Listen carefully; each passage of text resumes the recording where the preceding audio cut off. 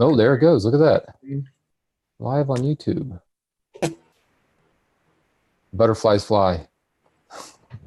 Setting up your MIDI for YouTube Live. Done redirecting YouTube. All right. Oh, perfect. It actually opens up. There it is. Excellent. Thank you, lady. All right. Welcome to Hi, Becca.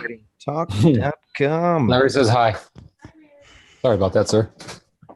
You are good to go. All right. We got people logging in. Fantastic. It worked. I hear cats. We're trying something new here, folks.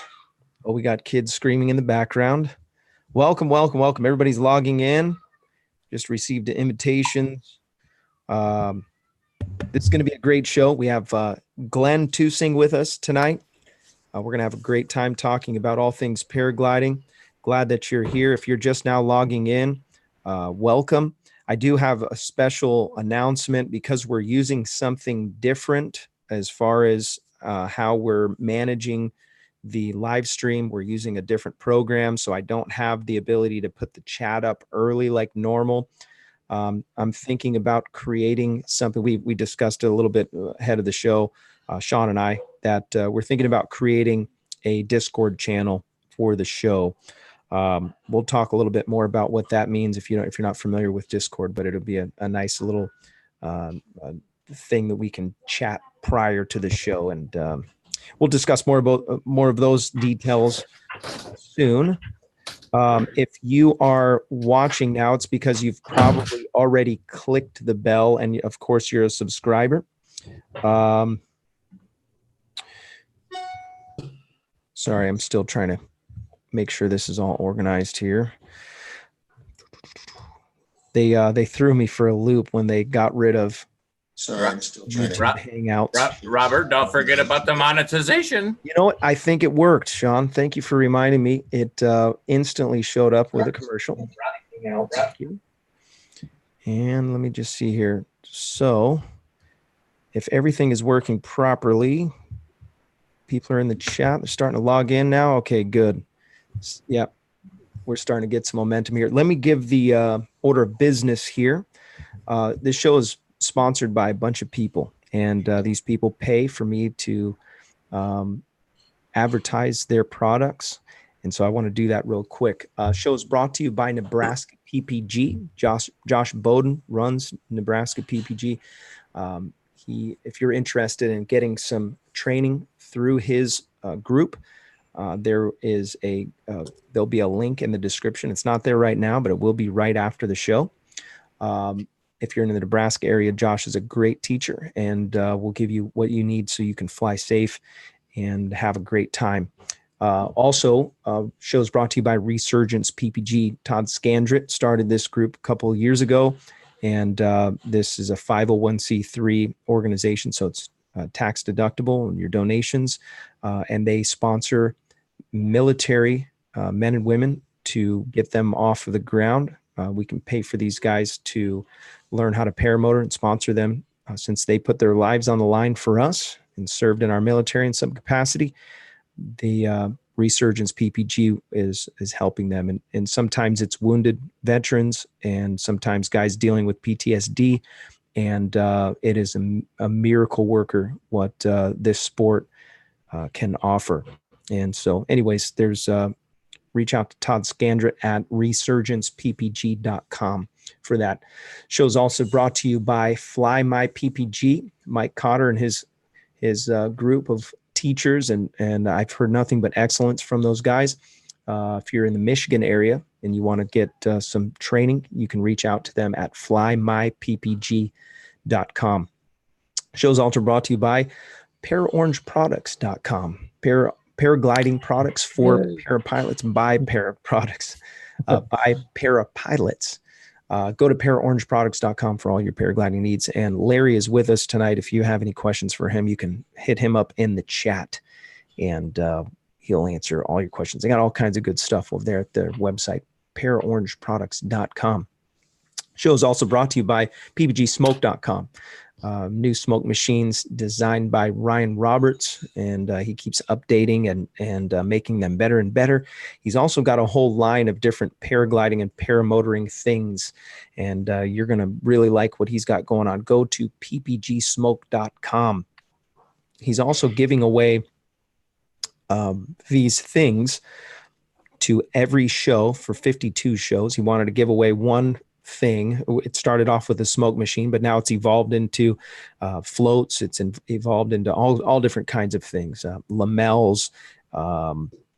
There's even a strobe now that he came out with, and all chase cam. And so if you win, you will get to choose one of those things. And you can get in that contest by going to paraglidingtalk.com/contest, and then just fill out the little application to do that. And that's a great thing. So our show is also brought to you by Tri-State Skywalkers. If you're in the Indiana, Kentucky, or Ohio area, you can reach out to Brandon McCloud on Facebook. Tri-State Skywalkers Flying Club aims to help out the locals with friendship and organization. If you're interested in starting a club, he's a great guy to talk to about getting organized. We want to keep this sport safe, and we want to keep it off the radar of any regulatory stuff. We like it how it is, and so if we can be organized and be disciplined, we'll save the sport. iFly Indiana Powered Paragliding is also a sponsor of our show. If you're interested in flying paramotors, no better place to get the proper training than iflyindiana.com. Kevin and his team will get your feet off the ground. Check out iflyindiana.com. That is all the sponsors. If you're interested in getting your brand on the list, you can reach out to me on the website, paraglidingtalk.com, and look under the /sponsors. Really appreciate everybody who supports the show on Patreon. If you are one of the patrons, maybe you didn't know this, but your name is on the wall of glory. Every person who's a Patreon or a PayPal supporter is actually listed on the board of glory. So I really appreciate everybody who's contributing to the show. I'm still saving up the money. Haven't spent any of it except for to send out T-shirts and winnings. And so we're going to grow the program and keep it going. Sorry for such long-winded advertisements, but kind of dragging on, waiting for everybody to get the invite. Having that said, make sure that you hit the bell if you're already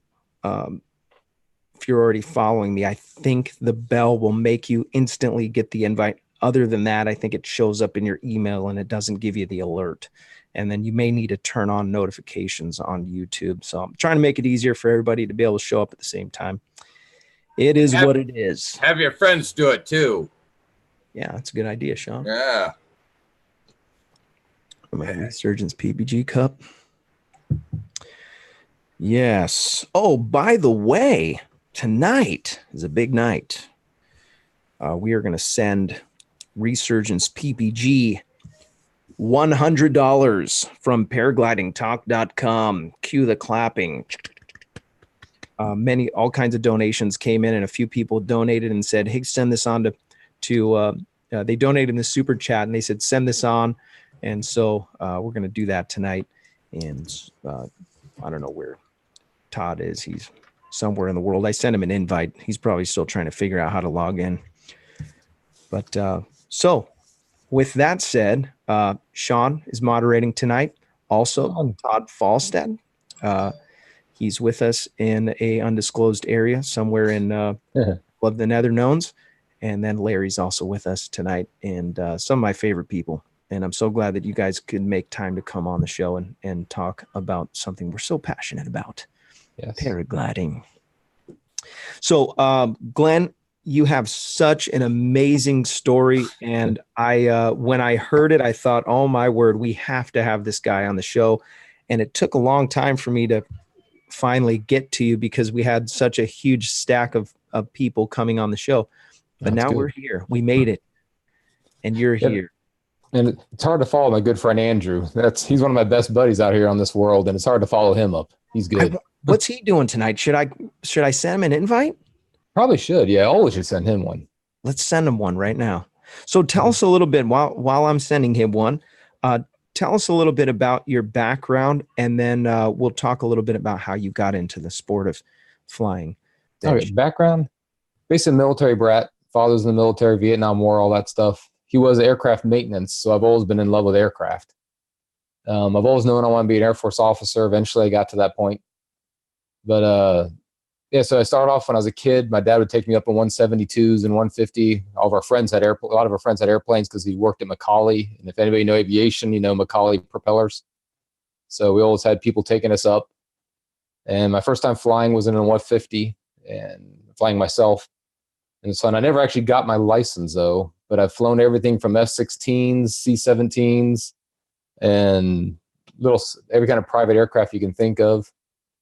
So I started working my way towards trying to get a ultralight, but then I guess we're going towards how I got to paragliding. I realized I didn't want to have a hangar. I didn't want to have to do the maintenance. So paragliding seemed to be a better route. But my background, I went into the military, manpower type. I did all the planning for all the bases and what requirements were if you needed to get what kind of people you needed to run a base and how you did things efficiently. Stationed out in Hawaii where I became a war planner, where basically anything going on with Korea, anything with war, like right now what Kim Jong-il and all of them are doing, I planned all the war efforts. If something went wrong, how we'd go over there and get them.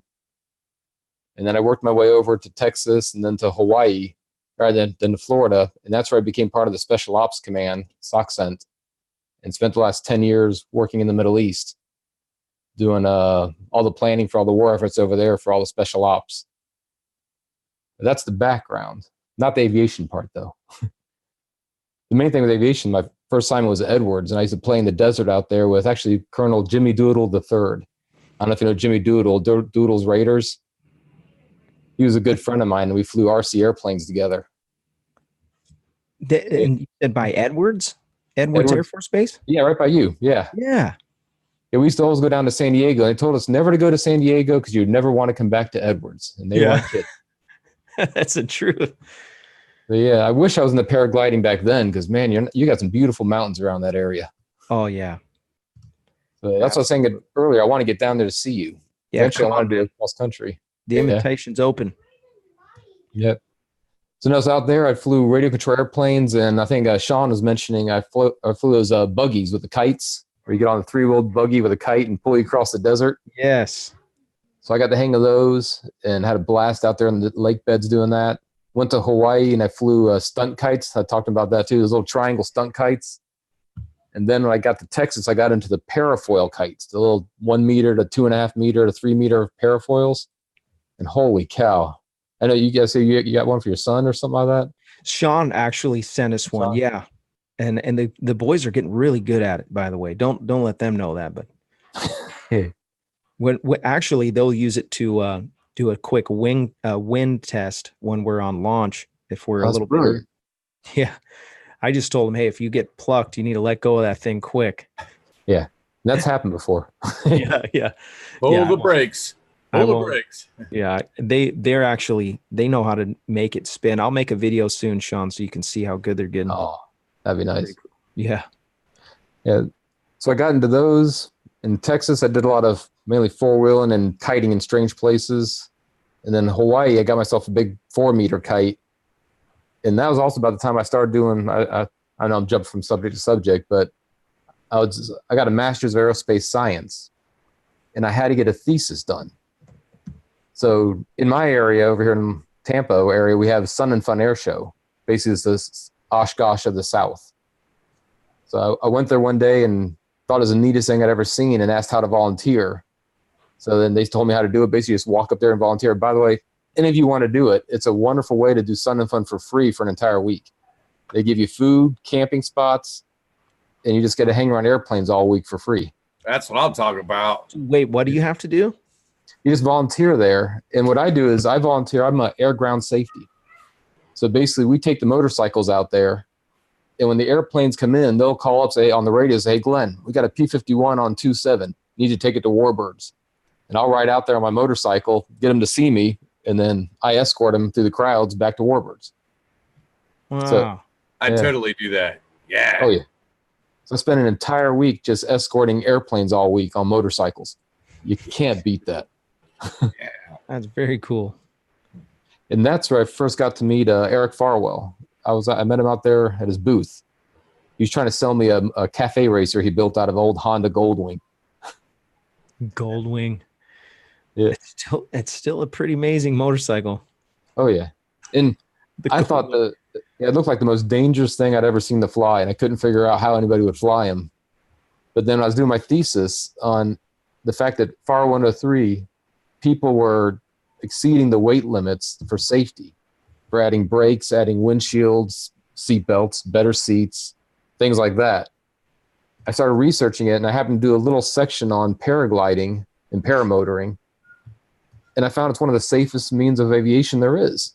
Despite our recent crashes we've been talking about, it is still one of the safest. So started looking into it, and of course, I did the typical. I saw a Tucker Gott video, so I saw the 15,000 foot video, and I've done some work with parachute guys on the base, and he's talked about when he got to 10,000 feet, he'd circle around and wait for the jumpers to come, and he'd go down with the jumpers, and right before going all the way, he'd turn around and come back up and wait for the next plane. And I was like, what a concept. You don't have to pay the airplane. You don't have to wait 30 minutes for it to go up. You get to go up and down. So I was sold at that point. Yeah, that's a trick. Yep. And then that's where I started. Glenn, can I ask about your educational credentials there? This was through Phoenix Online University? No, actually, Embry-Riddle, the other one. Oh, you got a degree from Embry-Riddle? And the problem was I started when I first became a lieutenant and told them basically I needed a master's. They said, oh, you have 7 years to finish it. They shouldn't have told me that. I took like one class every couple years. And then when it came time for the thesis, I was at the 7-year point. I was like, I need 2 years to do my thesis because I need recurring studies at Sun and Fun.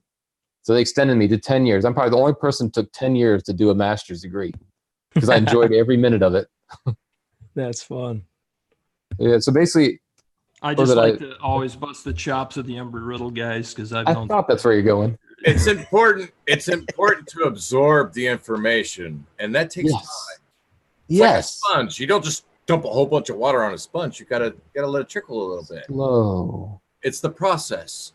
So let me ask, where did you get a degree in aviation anywhere? Yeah, Southern Illinois University. Okay. So if you guys don't know this, there's like 4 or 5 big schools. Embry-Riddle's the most well known because it's the most expensive. University of North Dakota, for a while, Purdue had a big aviation program. Southern Illinois University. There was a couple other smaller schools on the East Coast. So there's all these rivalries amongst people that have aviation related degrees. So, well, congrats. Thank you. And I never set foot on the campus till my graduation day. So I just did all remote campuses. So I kind of cheated. I'm not tied to them. I'm tied to East Carolina Pirates more than anything for my industrial engineering degree. So then when I was starting to look for a paraglider, though, I'm also a motorcycle safety instructor. I've been teaching motorcycles since, I guess, 98. And my passion, as I was telling you about earlier, my passion is safety. I'm big time into safety. Even my church I started, I became the safety officer. At work, I'm the safety officer. Everywhere I go, I'm safety. So I really got into that. But my wife rides with me. My daughters ride with me. They all have their own bikes. And they got to where my wife stopped riding her bike.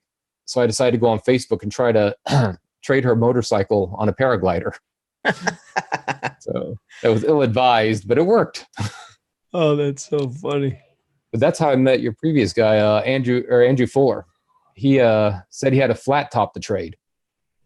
So I went to a big sod field in Tampa, met Ernie in London, and you guys probably all know London and crew, the Backyard Flyers. So I met all of them. I don't know them actually. Oh, they're awesome. And Tony, he's got Grasshopper Paragliding or something like that. He's a paraglider instructor. I've heard of him. Yeah, he's awesome. He's one I first talked to out there. That guy can fly. And his wife, Tanya, holy cow, they're all over the place. They do like the 100 some odd mile glides across the state.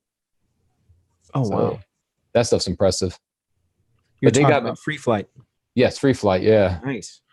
So he told me he could train me, and I could either he'll take me to a point, and either I go free flight from there to the towing point, I guess. The towing, You can choose to keep going free flight, or they strap a motor on your back and tow you a few times and you go paramotoring. So I started looking at getting lessons from him, but he had a wait list. Aviator had, of course, a huge wait list. Everybody had a wait list. So I guess that's where I started looking into how do I get training? And I started hearing about people training themselves. And being a safety fanatic, I figured that's not a good idea, which I don't condone it. But a wise person out there told me there's like 10 skills.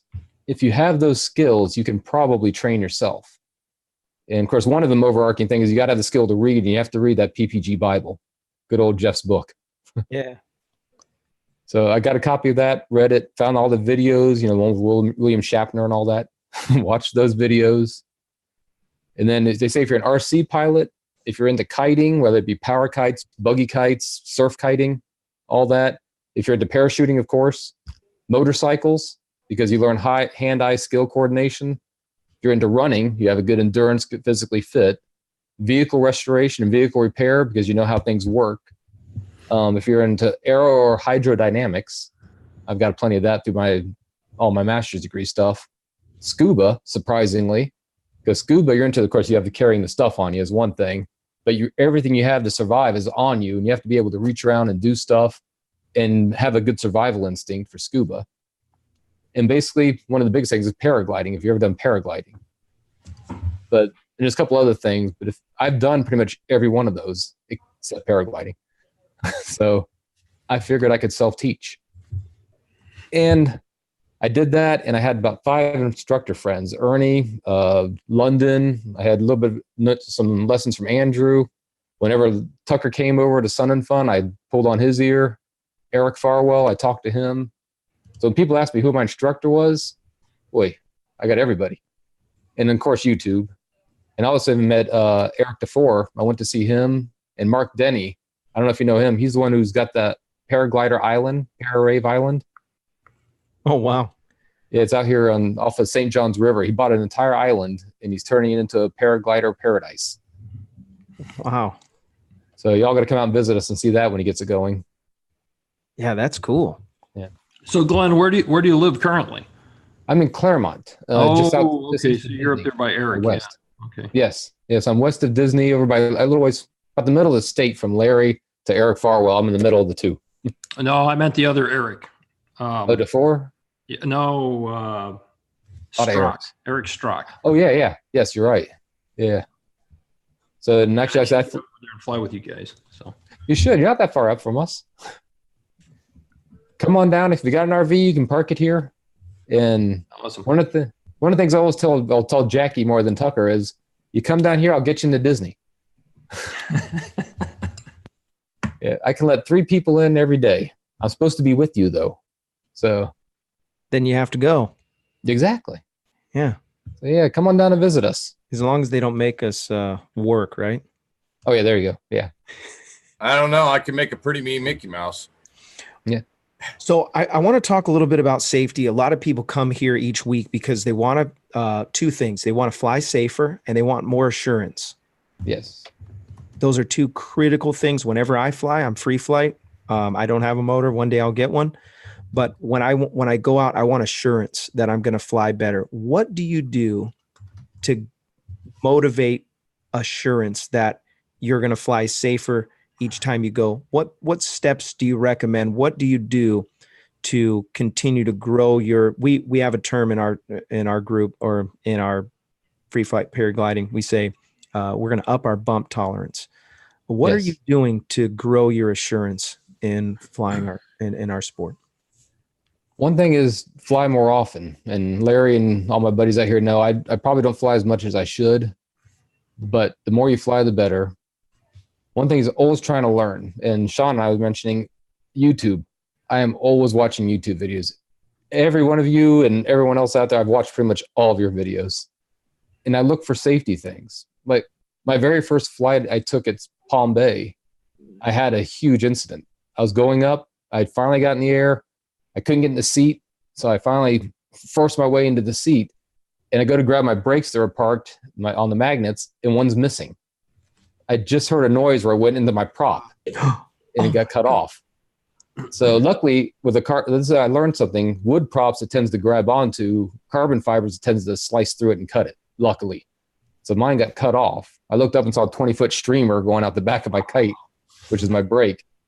How many hours did you have at that point? Maybe 2. Maybe 4 hours. 4 hours. Gosh, what happened? Well, the good thing is I watch a lot of videos, and I've got almost an eidetic memory where I remember everything I see. I instantly remembered a video of somebody, I don't remember who it was exactly, talking about you can pull on your Ds to turn. So instantly, and actually this video is online under my YouTube channel, Major Sketch GT. So 2 flights after this got me the nickname Sketch. I didn't know you had a channel. There's not much there. I post the videos so I can watch them myself to critique myself. But the first flight, you'll see I go up and I try to get myself in with the foot strap, but it's sitting up on my thigh, so that won't work. So I put it down and I put my weight on it. It comes undone from one end, which means if you know what a foot strap is to get yourself in the seat, yeah, it's about 2 feet long, a bar 2 feet across, and then 2 feet long coming up. Yeah, well now it's 6 feet hanging behind me because one end's come undone, so it's flopping around by my prop.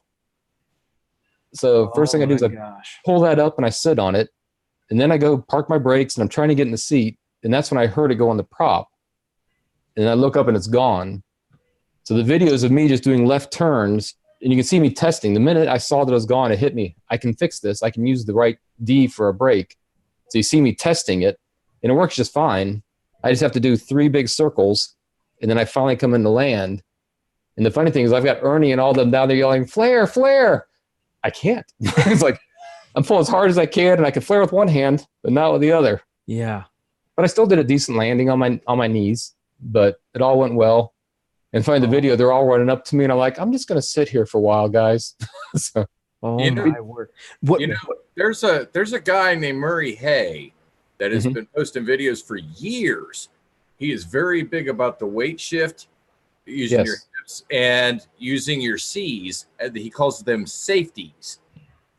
Safeties. C's or D's. Your C's or D's would be considered safeties. So if the wind's like kicking really hard, you pull those safeties and it's not going to come flying up on you. You know what I mean? Yeah. I like that. Yeah. That's where I learned that technique about that safety, pulling the C's or the D's, whatever the last row of your risers are, just in case. See, now I remember that next time I fly. This is the first show I've ever actually taken notes on, so I got some great things to go look up. Major Sketch GT, do I have that right? Yes. All right. And Murray Hay, awesome. Murray Hay, yeah. I just took that note. Hay, yes, he's in Scotland, I believe. But the interesting thing, right after I landed, though, one of my number 1 instructors, Ernie, he came running up to me and said that I found out I think it was the year prior, had the same thing happen. Except his got wrapped in the prop and it grenaded the engine. Basically, his engine just exploded. Luckily, it exploded and it just keep sucking the wing down into the prop. Right. Because that's the issue. It can pull your wing all the way down until you've got a vertical streamer. So it gets scary. So basically, YouTube videos. I watch videos to increase my safety. Having safety gear. That being said, if you read the comments on the last video we had, I don't have a parachute yet or a reserve chute yet. But I still need to get one. Did you guys see the video today from Woody? Oh no, they mentioned that in the chat. Woody threw 2 reserves today, or I don't know if it was today, but recently, very recently. Just posted the video tonight. He's all right, I take it? Yeah, he's fine. Not a scratch. Great learning lesson. But we'll obviously break that apart and talk about that. Maybe we'll have him come on the show and talk about what he learned and what we can learn. Yeah. One thing I want to throw out, which Larry can chime in on this one. I do what I can with Larry for this Paraorange because they're all about safety gear, and I'm truly into that. And I appreciate what he does. But we talked about having a safety check card. And, everybody's flown, especially Todd and all that. Any aircraft, you've got a checklist. I watch too many people take their motor right off their rack on their car, throw it on their back, and go straight up in the air. And about last 4 times I've flown, somebody's had manifold bolts or the head bolt pop off. I've had people with the exhaust bolts pop off, exhaust come off completely. nobody's doing flight check. Not many people are doing pre-flight checks. Right. So Larry and I have talked about trying to make little pre-flight cards to put in stuff that they sell and actually give everybody a pre-flight card, or even you can download off your website or something. And the thing is just to do it, just to run down the list, check everything from checking your throttle, checking the bolts on your exhaust, checking the rivets, checking the safety springs. So that's one thing I try to do. Huh? Think of it like this. If I could interrupt. Please. As an old fixed wing pilot. That's what I was going to say. We learn in ground school, and every pilot does it. Every time I got into my uncle's Bonanza or the 172, we had a laminated card that we would put in our lap, and we go through a checklist. And before that aircraft leaves, we untie it and we leave the spot. We do a checklist. And then when we get out to the field, we do a run-up. Make sure our gauges come up in a certain amount of seconds. Todd, you were commercial, right? So you've done this a million times. Oh yeah. You know, we had checklists for normal procedures, and then we had these like all these expanded normal procedure checklists, and then of course all the quick reference and the emergency stuff. But you know, I'm going to interrupt you here for a second, Larry, because we're so hands-on and so tactile. Checklists, they might work if they were laminated to your slacks or somehow or other affixed to your vehicle, you know, your weight shift bars or something. If you can read really small, you could have a checklist on your swing arms maybe. But I'm a real big fan in this activity of mnemonics, a word that's an acronym type word. Like, so about the simplest example of one is in when you start transitioning from those simple airplanes in general aviation to the more complex ones where you could put the landing gear up and forget to put it back down. There's a check that everybody calls GUMPS, and it's gas, meaning that if there's more than one fuel tank, you switch to the correct fuel tank. Undercarriage, meaning the landing gear's down and you've got green light indication. The mixture, you're advancing the mixture, and the propellers, you're advancing the propellers in an event that you might need to go around. And without using a physical checklist, if you say that GUMPS acronym, it triggers your memory to do those things. And that because of our hands-on need with the brakes and the throttle and everything, I find mnemonic type memory devices help me a lot more to avoid things like letting your brakes get into the in the prop. Yeah. I've always made it a habit to do my flight checks the night before, and I'll do them 3 times. I'll go through the whole entire list. Smart. I'll take a break. I'll go through the entire list again, take a break, and then I'll go through it one more time just to make sure that everything's all right before the next day when I'm about to fly. And one of the things, those brakes, it was on my Mac Para. I got a Charger Plus Freestyle. The magnets were really weak. So luckily London was there, London Ivy, good man. But he had some, I think he'll have to post if he's tell me what they were. I think they were Dudek brake toggles with some really strong magnets on it.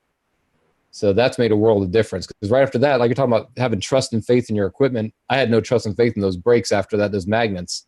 I was not going to go back up with them. And I don't like the snaps. Those are just kind of a pain. But the ones I've got now are super strong to the point where I have a little trouble getting them off. And I think I like that better.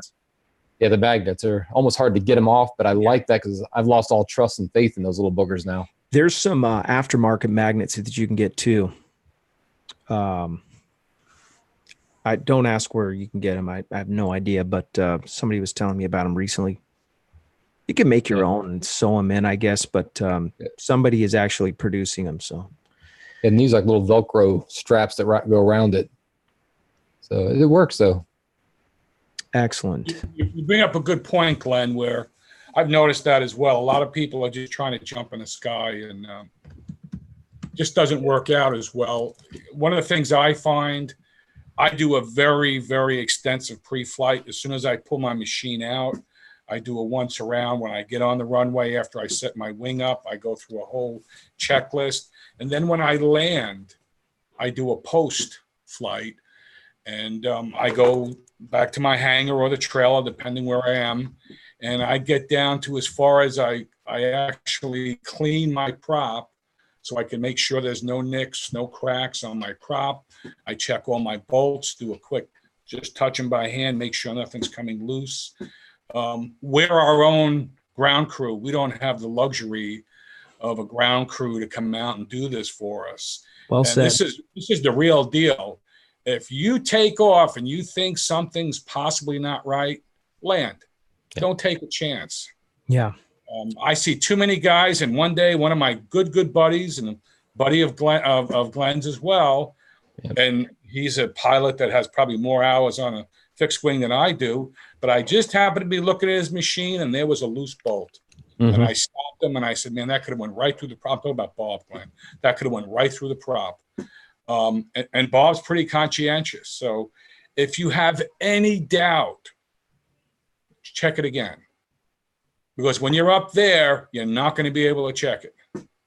Yeah, and then if you start down the road of taking tandems and something happens, there's a whole different level of situation that you cause. Now, I'm not just talking about the person and somebody getting hurt, but now you bells and whistles for the FAA to get involved. And that happened just recently, maybe a month or so ago, and pilot and passenger passed away. And now we're showing up on the radar. And that's exactly what we don't want to happen if we're going to continue to have the freedom that we have here. I don't want it to be like Europe. I hear what they have to do in Europe, and it's insanity. It's scary. What do you guys think about Loctite?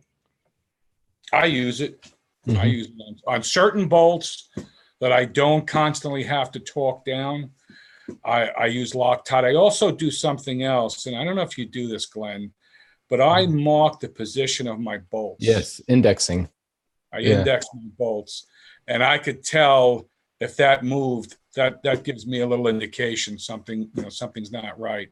So I index my bolts. I believe in Loctite, but there are certain bolts you're always checking, and that's like my prop. I'm always checking that it's between 85 and 90 pounds of torque on that, inch pound, not pounds, but inches of torque on that.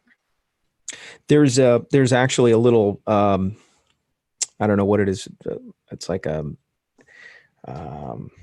gel plastic. It's almost like it comes out liquid, but it'll turn into like a hard plastic. There was a place where we got our oil change, and they just put it on the bolt to make sure that somebody didn't change it. Like silicone. Yeah. I don't know what it's called, but that would be a good idea. The blue Loctite is what they call temporary. And that works really well with your propeller bolts. When you tighten your propeller bolts down, it holds it so it won't come out. You know what I mean? But it's not a permanent, where you tighten it once and then you never have to worry about it. No, you still want to check it regardless. I had a situation, sorry, Glenn, where on my wing, the D-ring that where your wing, where you connect to your carabiners on the toggles, where your lines go into the little triangle. To the risers. Mallions. Thank you. I had one open up flight once. I didn't know it until I landed, and it was actually came apart. Ever since then, when I get wings new, I open them up, I put a little blue on it, and I tighten them up to make sure they stay closed. So, and I just never checked that when I first started flying. This is going back a long time ago. This was on a foot launch, but boy, it woke me up. Oh, one thing, not to trust the blue too much. Everybody's got the paramotors. They got the carbon fiber head shroud that allows the cooling to go through the fins. I put one of those on, had 4 of those skinny little bolts, and we blue Loctited it. And actually, my buddy Ernie, best guy there, he actually just got through repairing my prop because 2 of those came out and went through my prop. Oh, but Aaron and I Loctited them. Red Loctite. When I'm dealing with red Loctite, and I got something that's seized up with red Loctite, and I know it's in there, I'll heat up the bolt. Yes. To get it out. So it's not a fix-all, but I think it's better than nothing. And that's why I ask, and I don't even have a motor. So how can I, but I do know about motors, and I work on my own vehicles, and, mechanically inclined. That's my background. I'm a facility engineer, so I'm always fixing things, putting things together. I can't put a desk chair without using Loctite, and I'm just imagining when I get a motor, I'm going to use Loctite.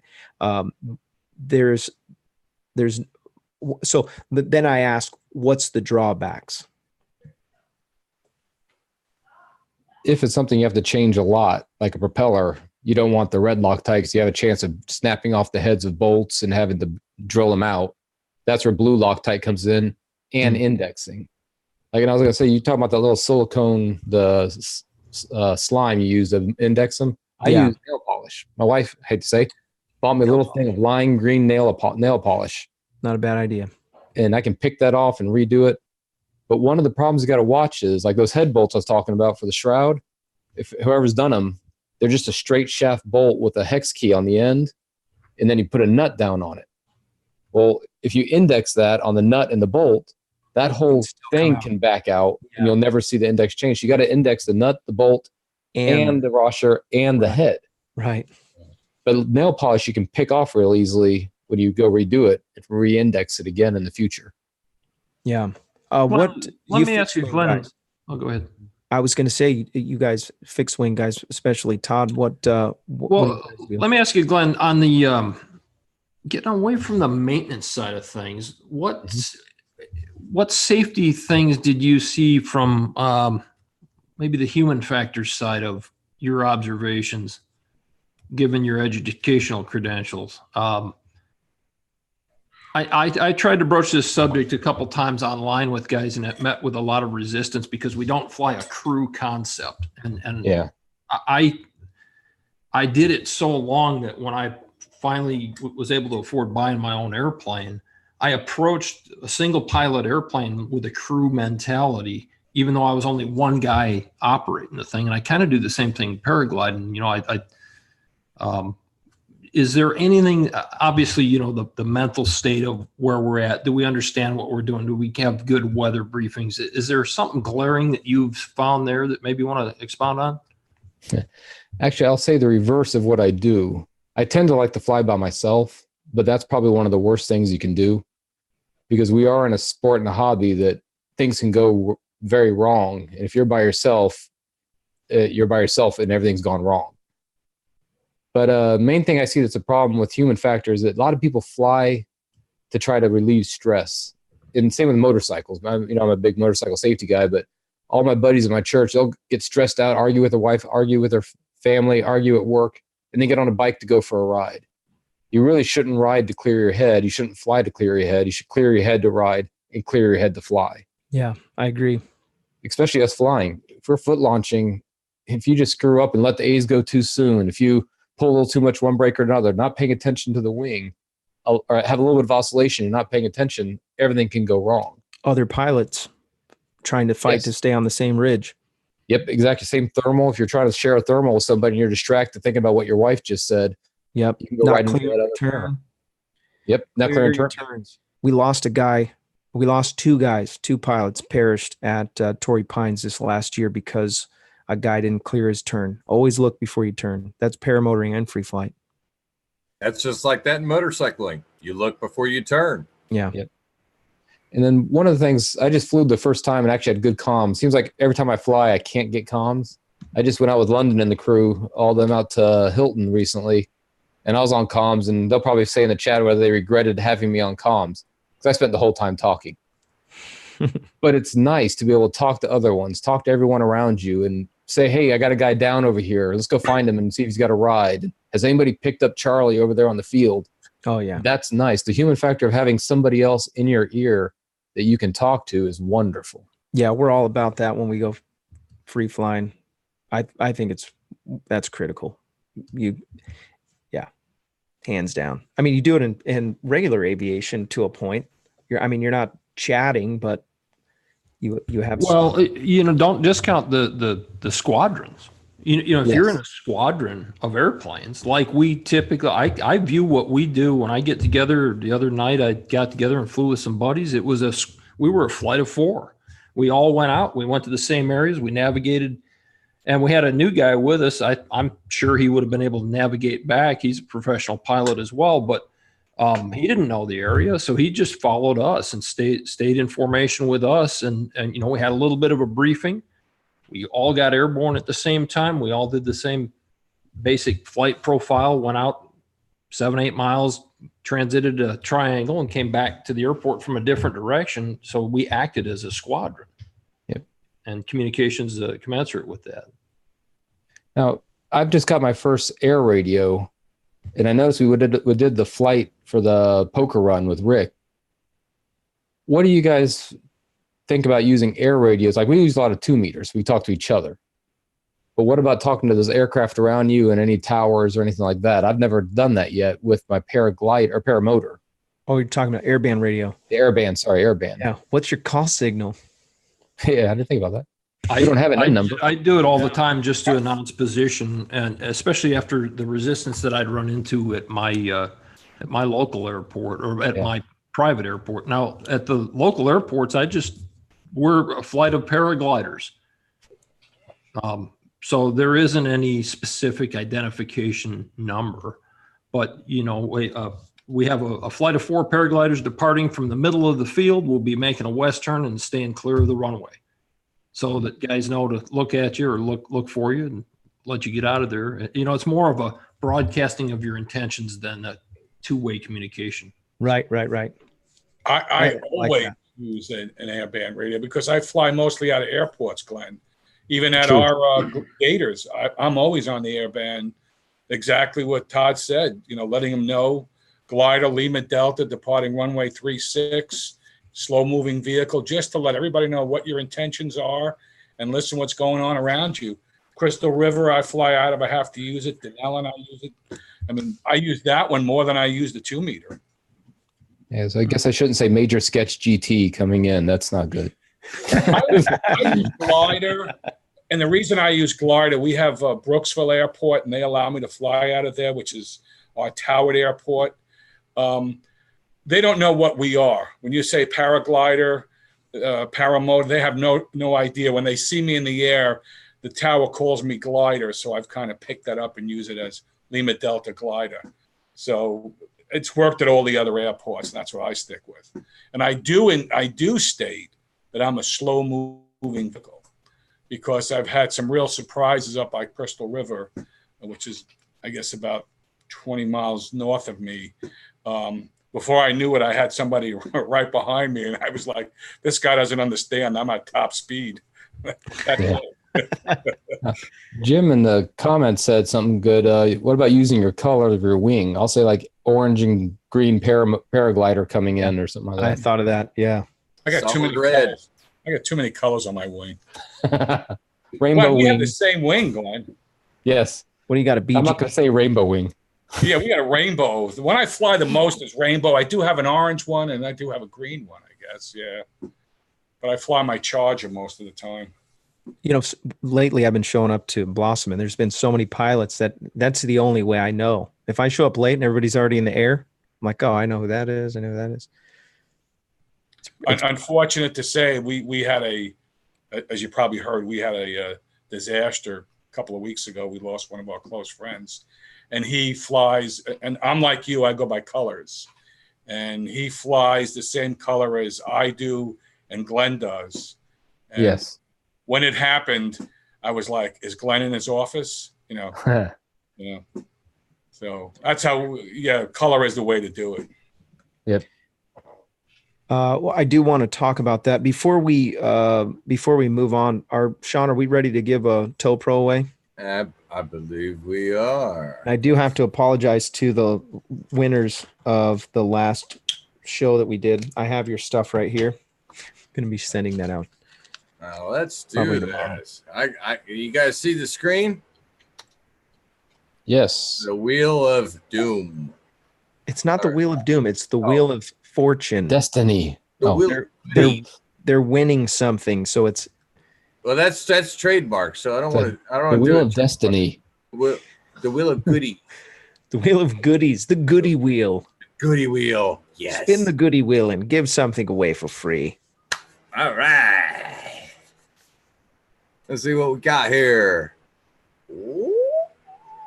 Oh, Anthony Peregringo. No way. Hey, Oh. Congratulations, Anthony Paragringo. Well, I'm gonna have to give him something else because I think I already gave him a toe pro. well, maybe it'll be a one for his other foot. Or maybe he'll want to give it to one of his friends. Yeah.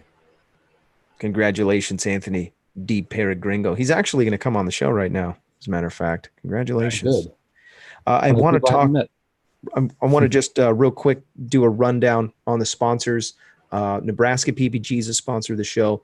Resurgence PPG. There's websites for each of these. Mike Cotter and Fly My PPG. Go check them out. FlyMyPPG.com. Paraorangeproducts.com. Go check them out if you have a chance or if you're interested in buying some stuff for your paragliding stuff, paramotoring. Also, ppgsmoke.com. Go check them out. Tri-State Skywalkers. Also, iFly Indiana Powered Paragliding. All these organizations are great, and so appreciate everybody that is a part of that. If you want to keep the show going and you want to grow the show with me and with us, please consider contributing to the Patreon. Patreon supporters. There's been a group of guys that have been carrying the weight of the show from the very beginning. Some of these guys have literally been Patreon supporters from the very first episode. Now they're in the, whatever. If we had 100 shows and they donated $1, they've donated $100. We're 80 something. We're episode 84 right now. So I really appreciate you guys that have been contributing to the show, and it's a worthy cause. We're talking about what we're passionate about, and we're enjoying it along the way, and we're learning stuff that's going to make us safer. And so I appreciate everybody who's been contributing and adding to the value of the show. Well, I want to talk about that recent event, and we're not going to. One thing that we're not going to do is go into speculations, but both of you guys, or actually three of you guys, have some firsthand information. And what I said in the pre-show was that I wanted to, if possible, if there's anything that we can immediately take away from what happened to spare someone else from having the same mistake, because this accident involved casualty. I want to talk a little bit about Mike McGuire's accident. And Glenn, I know that you gave me some very specific details that if you're okay with, what can we learn so that we can pass this information on, the immediate information that we can pass on to help people not to have the same thing? Well, really, one of the key things I want to say, we were at our meeting at the airport the other day, and somebody used the term acro. He wasn't doing acro. There was nothing drastic like that. It was just some series of unfortunate events, I have to say. But one thing we can say that I can bring out, which I think is truly a lesson learned, which it wouldn't have done anything for him on this situation, but his floats weren't activated. It wouldn't have helped the situation, don't get me wrong there.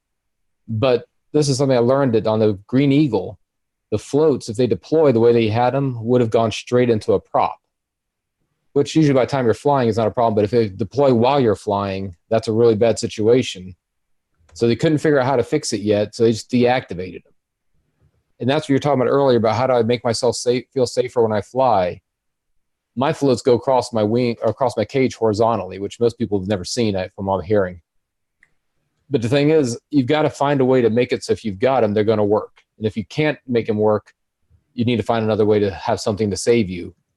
And Bob, actually, Todd knows Bob as well. Bob was talking to me about, why don't we just wear floats on our body if we can't get them to work on our unit?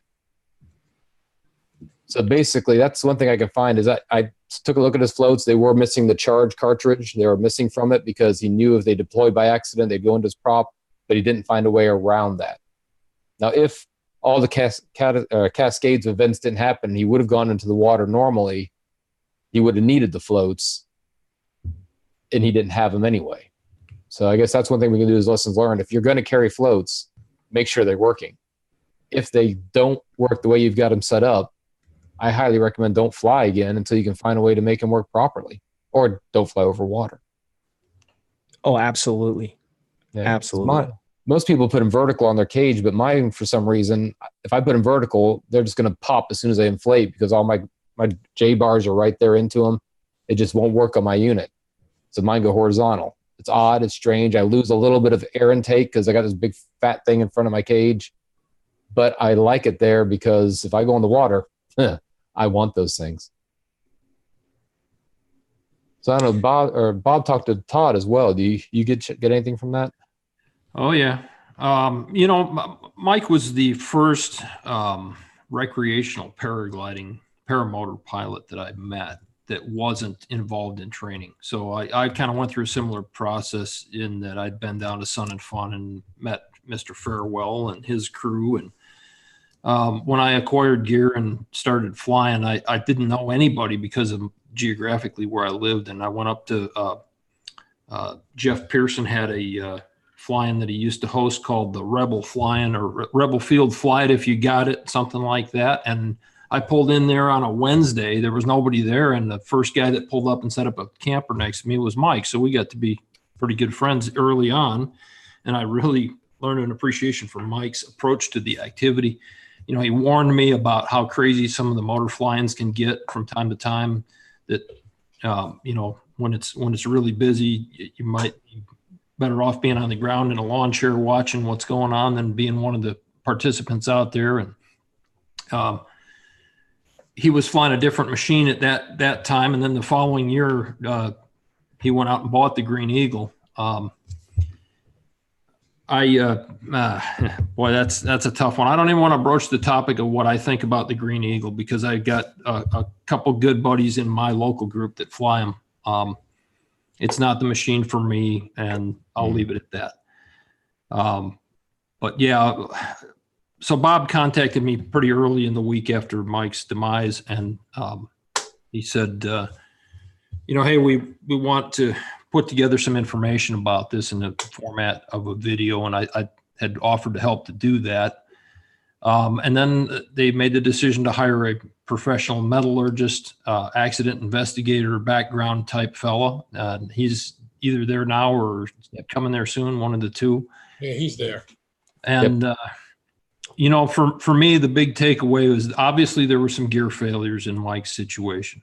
What came first, the chicken or the egg, we don't know. Maybe they'll find that out through the investigation if we let it run its course. But a couple of key things. So first of all, when the FAA came to the scene, my understanding is they took a look at it. They said, this complies with FAR 103. There's no N number. Guys, this is the Lake County Sheriff's Department jurisdiction. We'll see you later. Yep. And unlike the FAA that has the mandate to get to the bottom of it so they can use the tools that they have at their disposal, the National Transportation Safety Board, the Airworthiness Directive platform to tell other pilots, hey, if you have this type of airplane, you need to do this. They don't do any of that because the aircraft wasn't certified and doesn't need to be under that umbrella of information dissemination. So the problem here is the Sheriff's Department does not have the mandate to get to the bottom of what happened. It's up to us as in the community, if I read this correctly. And my big takeaway from this was, I was very quick because I had flown with Mike. Earlier in the year, I went up to Dunellen Airport and camped with Mike for a week.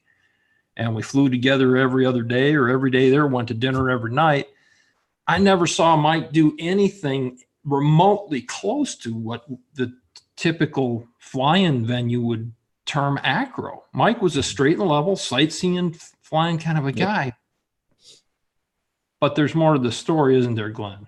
Yes. And I don't know how deep into we want to get. That's the thing. Yeah, well, I had talked with Bob about this tonight, and I feel it is imperative for our community to know. I don't know why. Apparently, there was a distinct departure from Mike's flying style that had kept him safe. And he developed a taste for maneuvering or G's, not necessarily full on acro, but just pulling deep turns, carrying a lot of energy into a turn and racking around and making a lot of G loading. And I don't know why. I don't understand how it was that he didn't understand the potential risks of that. Well, and I'll let some of it out. They're in communication with somebody on the ground who said, you're flying too high for me to see you. So his intention wasn't to, hey, let me see if I can pull some G's. He was just trying to lose some altitude to go down. So like the three of them are flying together up high. He was just trying to get down low so he could be seen better by somebody on the ground. He wasn't intending to, let's see how many G's I can pull as I spiral down. I think it just, remember last week or 2 weeks ago when Andrew was on, I know actually I talked to him that morning right before that he got online. He said after you do 2 good full turns, you can get locked into it. Even when he does his sats, typically if he gets 2 full turns, he quickly tries to pull out because he'll start losing his vision. So I don't think he was trying to pull extreme G's. I think he was just trying to find a neat way to go down really fast to lose some altitude. And it just cascaded into a flat spin. And that's where the G's came in. So before I ever flew one of these things, I immersed myself in the aerodynamic side of understanding what I was getting into. And I asked on social media multiple times what causes a glider to lock in, and nobody would ever answer me. I suspect it wasn't that, oh, no, we're not going to help the self-trained guy. We don't want him to know. We want him to buy train. I suspect nobody knew. It was such a small percentage of the population that knew what I was even asking that they just went, what is this guy saying? So here's what happens. That glider comes down overhead. You're rolling into that turn. And there is a point at which there's a shift aerodynamically and the glider comes back level, but it's pointed straight to the ground and the G forces are carrying you outward from there. And it's called the center. Yeah. It's called a round center.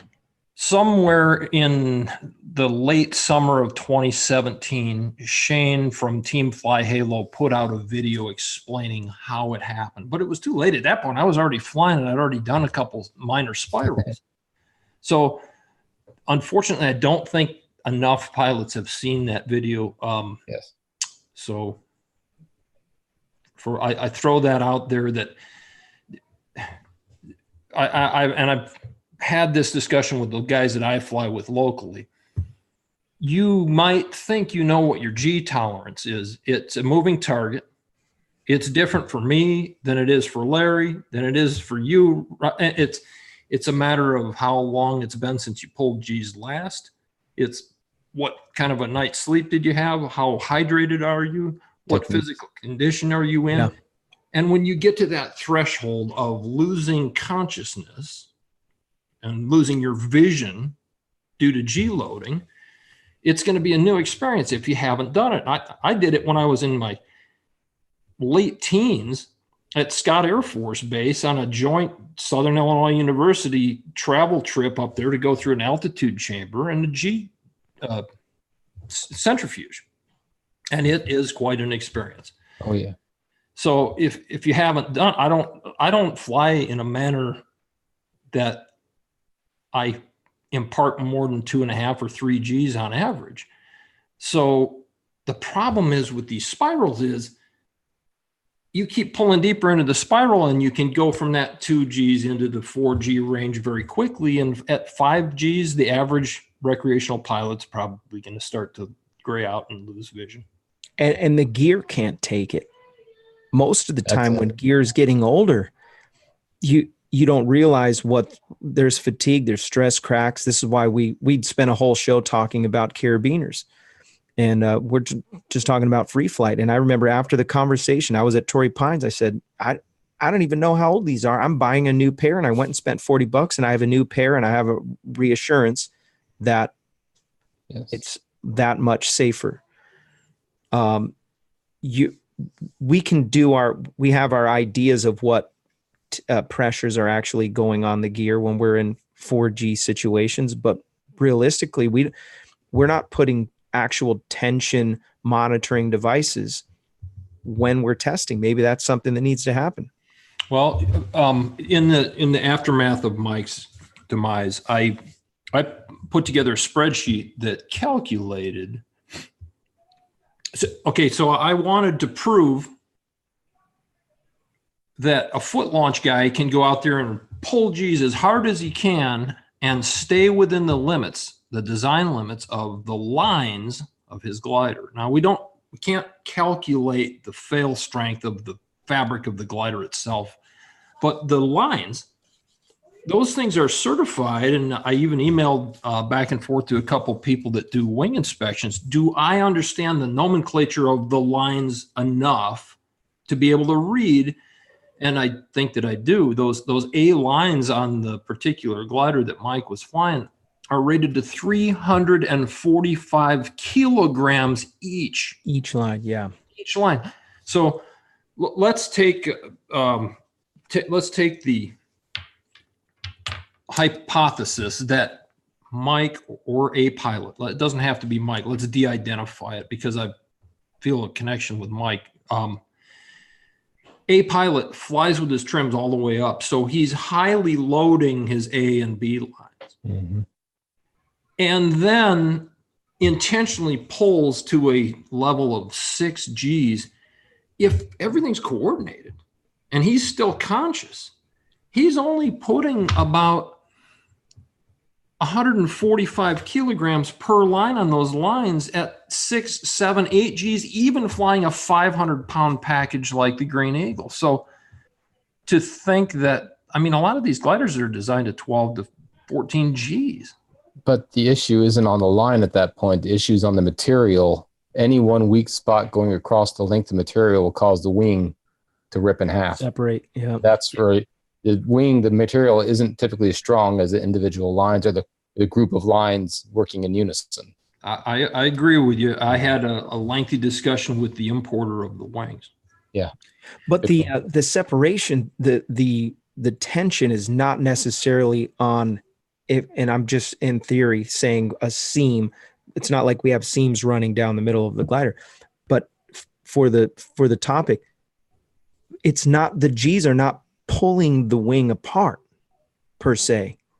If you were to measure what the stress level was in those areas, the stress is coming between your object and your wing itself. Yes. So yeah, it's a strain. I mean, I saw part rips, it'll just continue and cascade. Right. Well, I do believe it was a cascading failure. Yeah.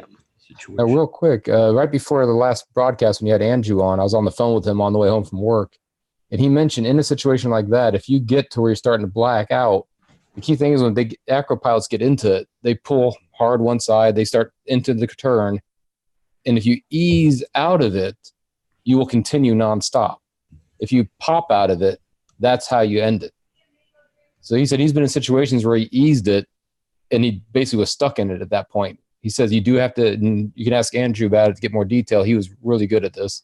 But you have to pop out of it, of almost a forceful move to force it out of the spiral. Right. Most likely, if he didn't know he was going into a danger situation, he would have probably just been easing to try to slow down the turn. Therefore, he would have just locked himself into it instead of forcing the wing out of that position. Right. Yeah. There's different gliders do different things too. That's something you can check on the testing sheets. Yes. They will, it'll talk about that and it'll give you some kind of an idea of what to expect. I do have to give, most people will wait for the show just to see if they won the contest, and tonight's contest for the PPG Smoke, Mitch Irwin, congratulations. You're the winner chicken dinner. I'll be sending you out an email. Thank you for watching the show. And I actually know who this guy is, so that's pretty cool. You win, and we'll be sending out your stuff as soon as you choose what it is that you want. So thanks for watching the show. If you want to get involved in the contest, go to paraglidingtalk.com/contest and fill out the application there to get your name in the hat. We do have there is some weird changes with the way this is set up, and so please make sure that if you haven't already subscribed, hit subscribe and then hit the bell. So I think that's the best way to get the live. We don't have the ability to set up a show ahead of time and then have it so everybody can kind of share it ahead of the show. And once we go live and that's it. And I have to actually go back and edit the details of the show. It's kind of a pain in the butt because they got rid of the Google Hangout, so it makes it a lot more complicated. But I really appreciate everybody who's helped and got me to this place with this new Zoom. We're using this for now, and seems to be working okay. I've got no complaints so far other than that. So maybe we can talk to the people at Google and see if they can maybe integrate better. I don't know if I can say this, but Ryan Roberts actually got hired with YouTube. So he's over there right now. Nice. Maybe we can just tell him, hey, can you please integrate Zoom for us, make our show smoother? Oh, it's so funny. I've noticed a steady amount of people that are new in the chat. So welcome. Glad that you're here, and I'm glad that you're around, and thank you for joining us tonight. If I can, I know there's a lot of backyard flyers. That's the group I fly with out of here, out of North Tampa. It's London and Ernie and all them. Ah, okay. Those are my multiple instructors. They're the backbone of my flying. Did they know about the show? I put it on our chat group. We have a living chat group, which is one of the best things. I guess I should mention that. Yeah. One of the best things for me in this whole flying community is that Facebook Messenger chat group with these guys. They're some of the best people, and every day nonstop we have chatting going on back and forth. It feels like a brotherhood. I really get a lot just by talking to them every day, and it's a good thing. And I don't know if the Michigan Flyers or if the Skywalker if they do it or not, but constantly every day there's chatting going back and forth between these guys, and we help each other out, even if it's not flying related. It's somebody we can talk to, so it's kind of nice. Yeah, I think that's great, man. I think that's pretty critical too. When you you got decisions to make. Sometimes it's just nice to ping somebody and. There's a decision. Yeah, wear safety glasses. I think you just got pinged. I can hear right now. I don't know if you can hear it in the background. The San Diego birds, the San Diego parrots. They migrate here right around now. So they're Quakers, the green ones. Yeah, loud as a son of a gun. Oh yeah, they're loud, man. They're actually right outside, maybe a block away right now, and I can hear them. Well, we're going to go to the after show. And again, thank you so much. Thank you, everybody that's watching, for your patience with I feel like I'm trying to just keep it moving, but I'm like every little step is, all the buttons are in different places now. Everything is different. So I got to get used to it. So thank you for your patience, and thank you for your sponsorship. Everybody who's sponsoring the show, you guys are awesome. And so next week's show, just pay attention to paraglidingtalk.com, and I'll try to figure out a way that we can work. So thank you guys for what you do, and we will catch you on the next one. We're going to continue to talk about safety, continue to talk about the good things that we have going for our sport. Reach out to somebody if you're thinking about getting involved in flying. Reach out to somebody first. Talk to people. Don't try to self-teach. It's a dangerous road. Yes. And you'll enjoy it in the long run. You'll look back and go, you know what? Good idea. So appreciate everybody. We'll catch you on the next one. So have a fantastic night. You guys are so funny.